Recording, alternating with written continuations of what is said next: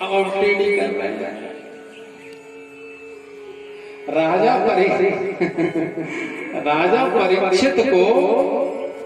परीक्षित जन्मे, देख लो आप ऋषभ देव जी के स्वपुत्र जिनसे जैन धर्म प्रारंभ हुआ, प्रथम तीर्थंकर है ऋषभ देव जी महाराज, छत्री बालक है, लेकिन वहां से जैन धर्म का प्रारंभ। उनके 100 पुत्र, फिर 100 पुत्रों को त्याग करके और वन में जाकर के तप करने की क्या जरूरत पड़ी थी। फिर ऋषभ देव जी के पुत्र भरत, जिनके नाम पर यह भारत नाम पड़ा, देश का अजनाव खंड नाम था, अब भारत कहने लगे। भरत के ऐसे ऐसे महापुरुष हुए। मैं बैठ गया।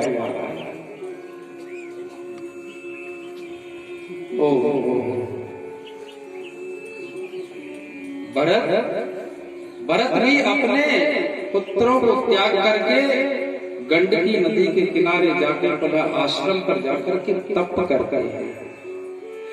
उसके बाद भी थोड़ी सी मति भटक जाने से, हिरण के बच्चे मात्र को पाल लेने से हिरण की योनि में जाना पड़ा। हम तुम तो जाने कितने मोड़ी मोड़ा चपेटे, मोंटी कुंटी चिंटी मिंटी और मोचा। हिरण के बच्चे को पालने मात्र से हिरण की योनि में भरत जी को जाना पड़ा। कहाँ जाना को बने, क्या ये अनिवार्य योग्यता है भाई साहब। क्या कि पहले वैराग्य होना, कहीं से हो कैसे भी हो, पहले वैराग्य। ये मोक्ष और बता योग्यता आपको बता दें शास्त्र से। मोक्ष पाने का अधिकारी कौन है? जो साधन चतुष्टय है। ये वेदांत का उद्घोष है। ये स्वामी रामसूरदास जी ने और शंकराचार्य जी ने स्पष्ट कह दिया है कि जो साधन चतुष्टय है वही मोक्ष का अधिकारी है। साधन चतुष्टय कौन होगा? जो पुरुषार्थ करेगा, जो अभ्यास करेगा। अभ्यास तो कौनते वैराग्य चक रहेगा। जब अर्जुन ने पूछा कि मेरा मन बहुत चंचल है केशव, मैं क्या करूं? हाथी को बस में करने जैसा है मन को बस में करना। अर्जुन ईमानदार है, अर्जुन कृष्ण करते हैं। भगवान कहते हैं कोई बात नहीं, अभ्यासे तू कौनते वैराग्य चक्रहयते। अर्जुन हे कुंती पुत्र कौनते, कुंती पुत्र तुम निरंतर अभ्यास करो। अभ्यास से और वैराग्य से मन बस में हो। तो पहले मन को बस में करना पड़ता है, बोलो, तब वह मोक्ष का अधिकारी होता है। देवता लोगों को डांट दिया सुखदेव जी ने, जाओ तुम भोग करने वाले लोग हो, तुम कथा में समझोगे ही क्या। इसलिए पहले भोग कर लो डट के। बहुत अच्छा लगता है जब हमारे लड़के बालक जब कोई ऐसा उत्तर देते हैं, एक बार बात सुनी और उसको गांठ में बांध के रखा है, समझते हैं। तो जो बालक करा रहे इन्होंने ही कल ये बात कही थी, इसलिए बात आ जा रही है। सुखदेव जी कहते हैं देवताओं को पहले अपना भोग पूरा, क्योंकि भोग भोगने वाले व्यक्ति की वृत्ति चंचल रहती है। उनके लिए फिर भक्ति बताई है, उनके लिए निष्काम कर्म बताया है, उनके लिए अनुष्ठान बताया है। वो ज्ञान के अधिकारी नहीं है। लेकिन आप लोग बिना पढ़े कहते हो भक्ति बड़ी है, भक्ति बड़ी है। कहाँ लिखा है भक्ति बड़ी है? कहाँ लिखा है? आधा पढ़ के नहीं, उसका पूरा प्रमाण हम तो यहाँ से बैठे दे देंगे आपको। भक्ति श्रीमद् भागवत के प्रथम महात्म में ही लिखा है कि जिसमें ज्ञान और वैराग्य नहीं, वह भक्ति को सिर्फ पकड़ करके रोना पड़ता है। भक्ति रो रही है, वृंदावन में भक्ति रो रही है। बोलो, जहाँ हम और आप परिक्रमा मार्ग है, परिक्रमा जहाँ लगाते हैं तो मोर कुटी, आप सब लोग ने देखी, मोर कुटी पर नारद जी चले जाते हैं। नारद जी भी परिक्रमा दे रहे हैं, मोर कुटी पर नारद जी चले जाते हैं और वहां उन्होंने एक स्त्री को देखा, एक युवती देखी जो जवान है। अब युवती वह माता जवान है, लेकिन उसके दो लड़के हैं तो गोद में लेटे हैं, वे बूढ़े हो गए। माता जवान हो, लड़के बूढ़े हो जाएं तो माता हंसेगी के रोएगी। और उसके बाद दोनों लड़के बेहोश पड़े हैं। नारद जी ने जब यह दृश्य देखा तो नारद जी ठिठक गए, ये लड़के मूर्छित पड़े हैं और लड़के बूढ़े हैं, माता जवान है और बड़ी जोरों की रो रही है। कहाँ? वृंदावन में मोर कुटी पर। बोलो, आप देख लो इस लॉकडाउन में वृंदावन में सब पंडित बड़ी जोर जोर के रो रहे हैं और जे कह रहे थे अब भागवत तो हो नहीं रही, तो एक सब्जी ठेला बहुत लग रही थी लॉकडाउन में। सब्जी की ठेला बंद नहीं है और सब उन्होंने तो एक पंडित जी ने धोती कुर्ता उतार के और पैंट शर्ट पहन के और ठेला लाए, तो जो थोड़ा सा खुला था लॉकडाउन तो मुंह पहुंच गए। हम तो क्या अनुभव करते फिर रहे, जानता था मुंह को छूना, लेकिन रामायण में पढ़ के आपको सुनाते हैं, भागवत पढ़ के अपने गुरुजी की बात पर अटल विश्वास रखो। दुनिया की बात है हम नहीं मानते, चाहे नरेंद्र मोदी आए के कहे हम नहीं मानते।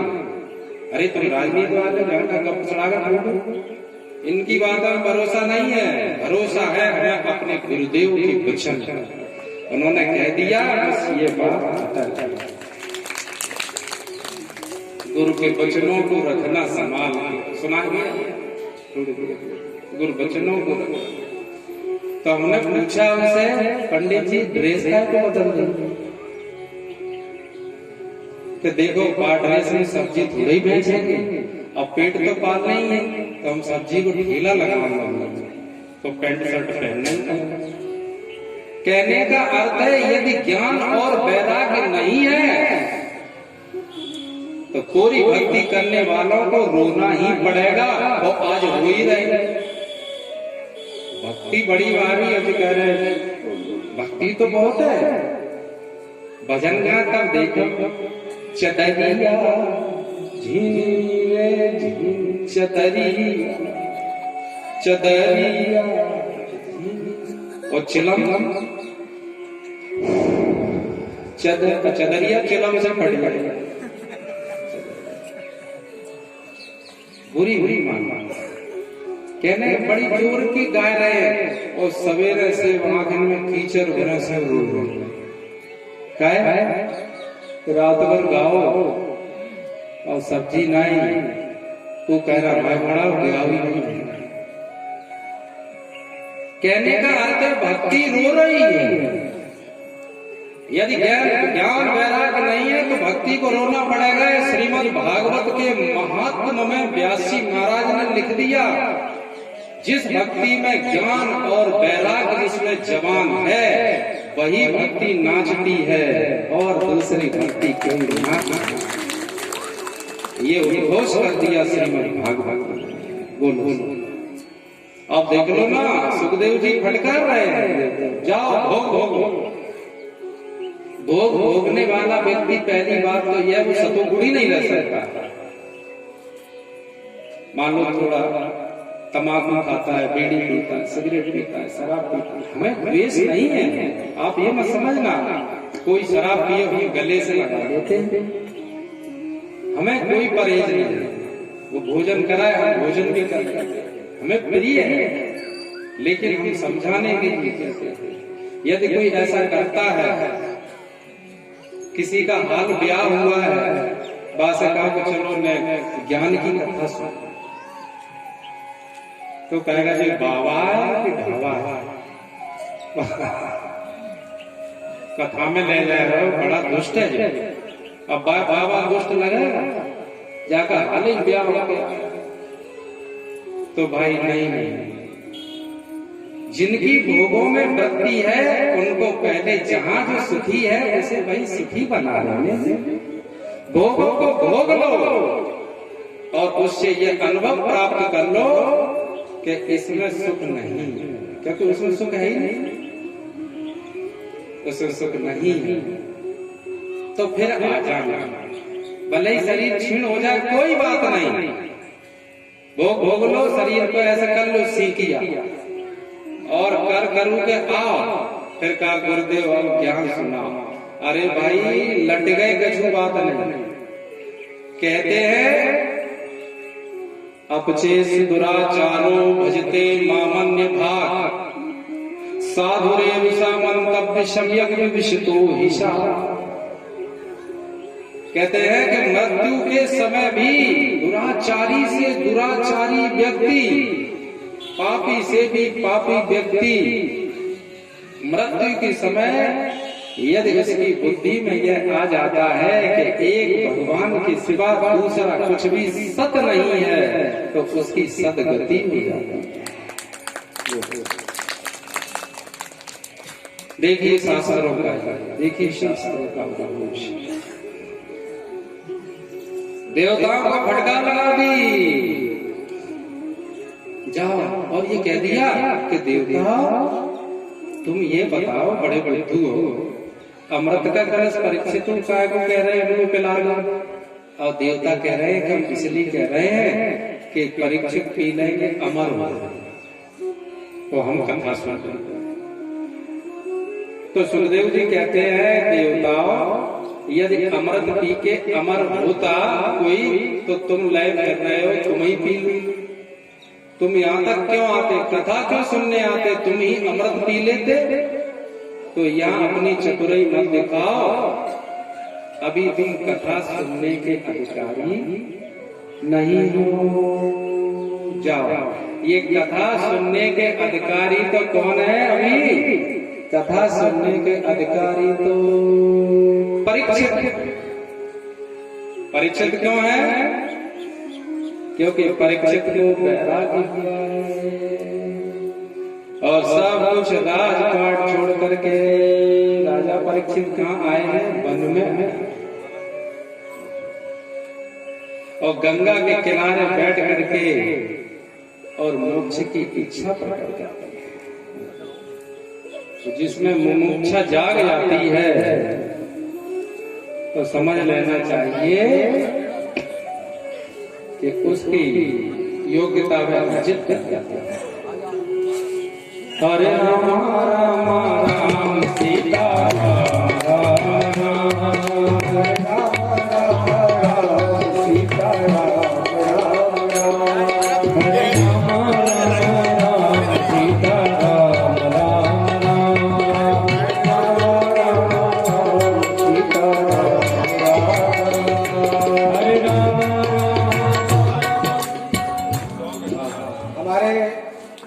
भिंड विधानसभा क्षेत्र के लोकप्रिय विधायक आदरणीय श्री संजीव सिंह संजू पधारे, परम पूज्य गुरुदेव से आज्ञा चाहेंगे उनके स्वागत के लिए।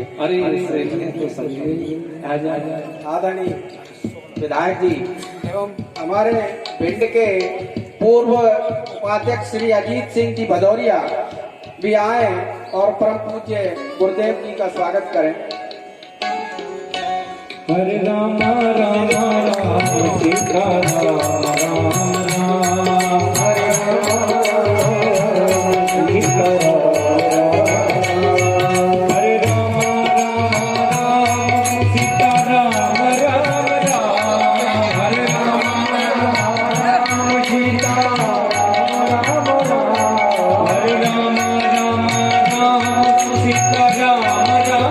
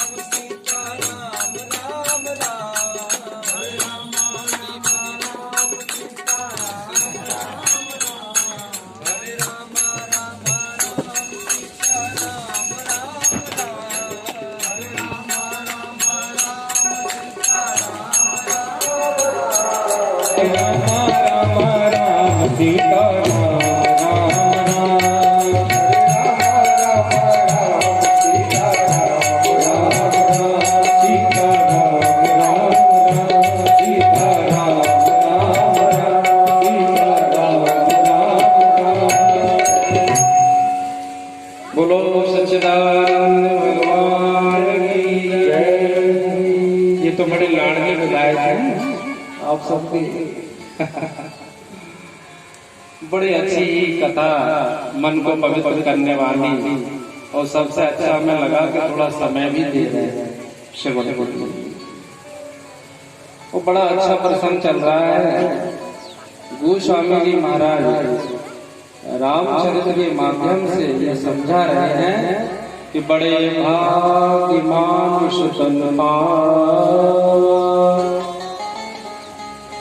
शुर दुर्लभ सदग्रंथ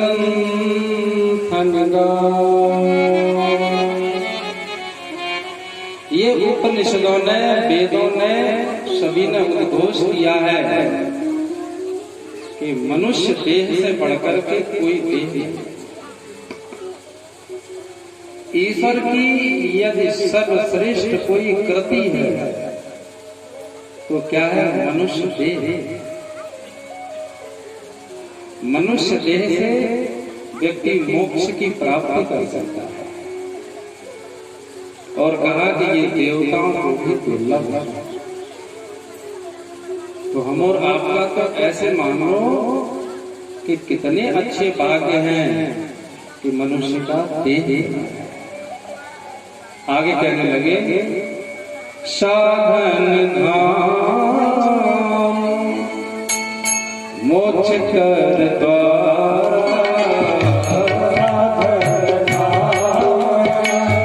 मोक्ष कर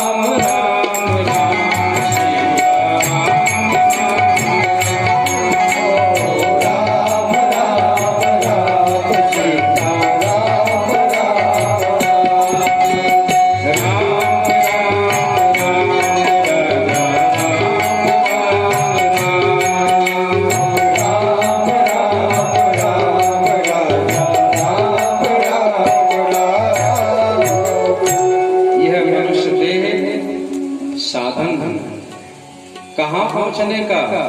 मोक्ष के दरवाजे तक पहुँचने के लिए ये बड़ा ही सर्वश्रेष्ठ साधन है। जीव 84 लाख योनियों में भ्रमण करता हुआ आता है, तब ईश्वर की उस पर कृपा बरसती है, और ईश्वर की कृपा से उसे मनुष्य देह मिल जाता है।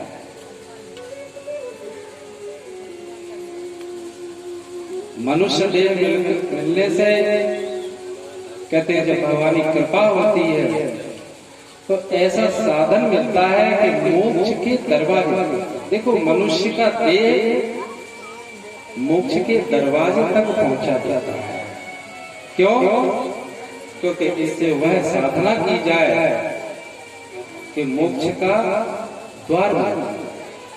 अरे भाई, अर्जुन को तो युद्ध करके मोक्ष के द्वार तक पहुंचा, तो यहाँ यह स्पष्ट हो जाता है कि धर्म पूर्वक किया हुआ युद्ध भी भजन की श्रेणी में आ जाता है। धर्म पूर्वक यदि युद्ध भी किया जाए तो युद्ध भी कुरुक्षेत्र के मैदान में युद्ध भी भजन है, और यदि लक्ष्य मोक्ष ना हो तो माला पहनना भी बंधन हो जाता है। इसलिए साधन करके क्षमता में युक्त होकर के जो भी कर्म हो, प्रत्येक व्यक्ति का अपना अपना स्वाभाविक कर्म है। किसी एक कर्म को सभी लोग तो नहीं कर सकते, और किसी की नकल करना यह भी नहीं बताया।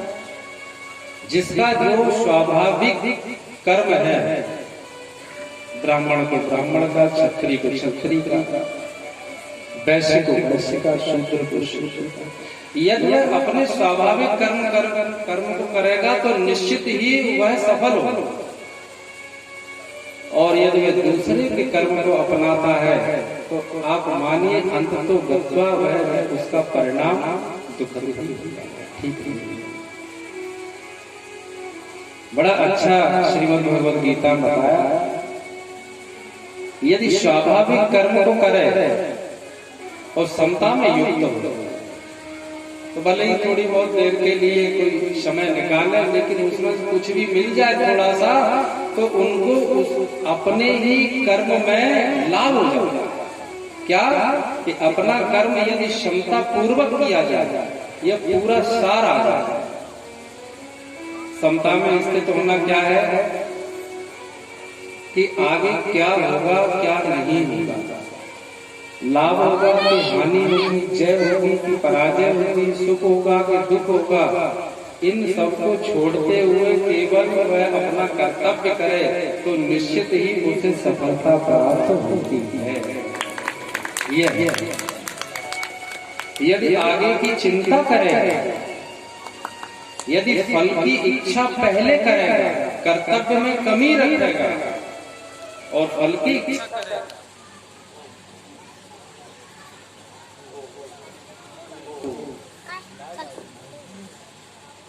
कर्तव्य में कहीं भी चूक हो जाने पर, अपने स्वाभाविक कर्म में कहीं कोई चूक गया